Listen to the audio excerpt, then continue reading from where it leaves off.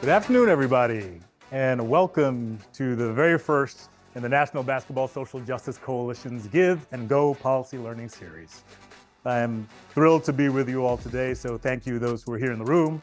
Thanks to those who are tuning in from around the NBA community for the first of our four-part series. And the goal here is pretty simple. At a time when our politics and our public dialogues can feel polarized, at the Coalition, we wanted to shine a light on progress, on the things that are happening when people from diverse backgrounds and diverse political perspectives can do when they come together. And on March 31st, we're glad that at the very tail end of Criminal Justice Month, we can have the first in our series, focused on criminal justice and second chances. And I'm really delighted to have an all-star lineup to come and take us through how change really happens. Because that's a question that we get all the time. Our moderator will introduce our all-star panelists, but I want to introduce her. I'm thrilled that we could have Alencia Johnson, who is an author, a cultural commentator, and political strategist, who exists, as we do, at the intersection of impact, business, and justice. So we're just going to jump in, and I'm going to introduce our amazing all-star lineup. First, we have Nan Gibson, who is the Executive Director for Public Policy and Corporate Responsibility at JPMorgan Chase Policy Center, based in Washington, D.C. We also have Ken Oliver, who is the Chief Innovation Officer at the Just Trust. And next we have, last but not least, Priya Sarathy Jones. She's the Co-Executive Director of the Fines and Fees Justice Center, known as FFJC. It might be the last day of Criminal Justice Month, but this is something that we think about all year. And so let's start with the topic of criminal justice reform, specifically focusing on second chances for justice-impacted people. Before we dive into what that means, an audience, we're gonna invite you to be a part of this conversation. We'd like to get a sense of what you already know. How many individuals in the US have a criminal record? I love it. Everyone put your phone up to participate. A, 1 in 5, B, 1 in 100, C, 1 in 3, or D, 1 in 50. All right, which one won? 1 in 5, okay. You were close. It's 1 in 3. Nearly 80 million Americans have a criminal record. And to be honest, that means all of us in this room know someone, love someone, probably in relationship with someone who has a criminal record. You all are experts in using the work that you are doing to move policy and legislation. So I would love each of you to talk about the movement that you've seen and why across the political spectrum, these laws and this interest has gained a lot of popularity. You are more likely to have a criminal record than be left-handed. And I'm saying this as a left-handed person who also was arrested when I was young, right? So when you think about who is that 1 in 3, we can look a lot of different ways. We show up in a lot of different spaces. Only in the last several years that I have found the ability to even tell people that that's a part of my story or a part of my family's story. And I think that's partly because of what we think about people who have criminal records. We've created a narrative, and a lot of that narrative is really built around what gives us ease, allowing a system like this to exist so unchecked. That means that we have to think about the people in the system a certain way. We have to think that they deserve to be in that system, that they deserve the hardships that come from being entangled in that system. You know, we've all invested in this justice system where 95% of people who go into the prison system are coming home. And so the next logical question to me is what kind of people do we want actually coming home?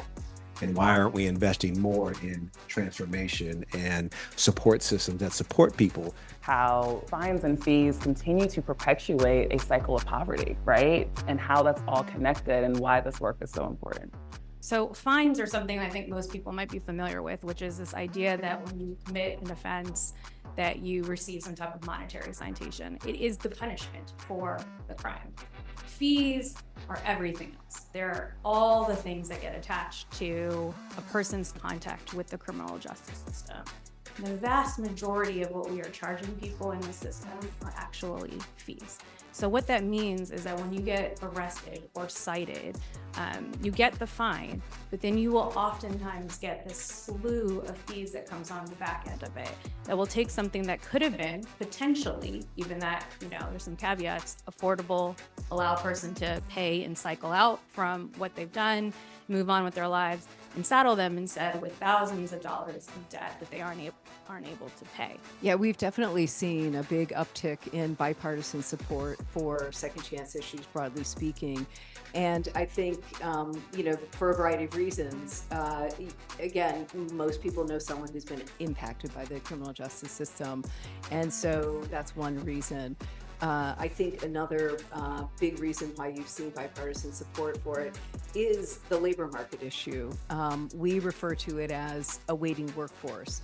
80 million people who have those records, and they're either unemployed or underemployed because of those records. By one estimate, it costs the economy $87 billion a year. We work with the NBA and other companies on clean slate legislation. And what this would do is it would automate the process of the expungement or sealing, whatever is already allowable typically in a state. But rather than someone having to go through the complex, costly, time-consuming process of getting that record sealed or expunged, through the magic of computers, this would allow the expungement or sealing system to move into the 21st century. And so this is, really common sense reform that would open up a lot of economic opportunity for individuals. Ken, I actually want to come back to you. You and Larry Miller. Who is that? Recently launched Jump in partnership with the Just Trust. And I would love for you to talk about this really important second chance initiative. I mean, it literally just launched. JUMP stands for now, the Justice and Upward Mobility Project. And so we think that if we can change the outcomes from poverty by giving people access to quality education, which comes in the form of not only degrees in college, but also the skill building and short duration certification programs.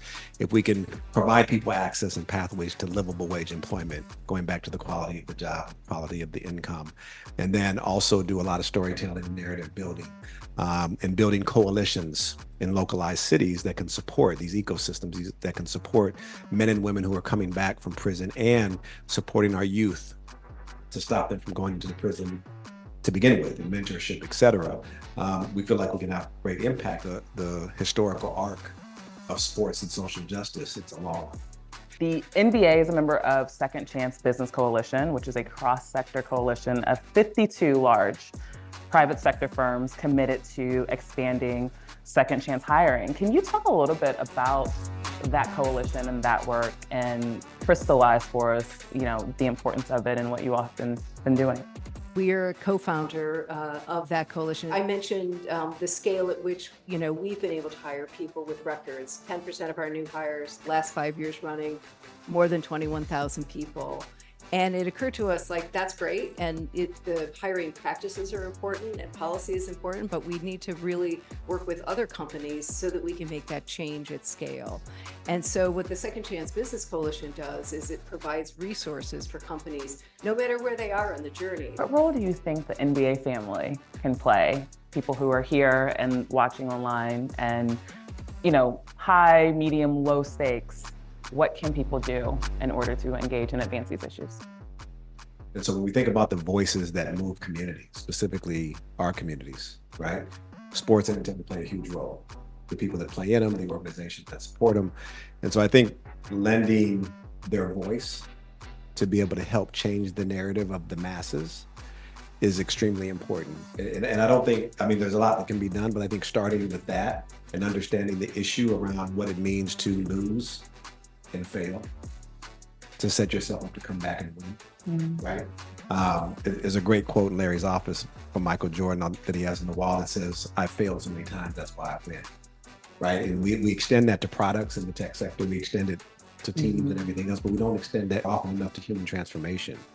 We all make mistakes, and we all want to be given the grace to be able to get back up and let our knees heal and our elbows heal and go try again to be better, right? And so I think starting there is something I think that the NBA, the NFL, Major League Baseball, all organizations can help support change the narrative in this country around that issue alone. But there's something that we can do individually. I've learned this in all of my political organizing. We don't talk to our family and friends and the people we're in close proximity to. And so I challenge you to take some of this information and talk to 3 people in your personal life about this. And you would be surprised how you were shifting their hearts and minds and their thoughts about the issue, because real organizing, I think, starts at home. Now's the time to get involved and take action, and we look forward to continuing this work with you.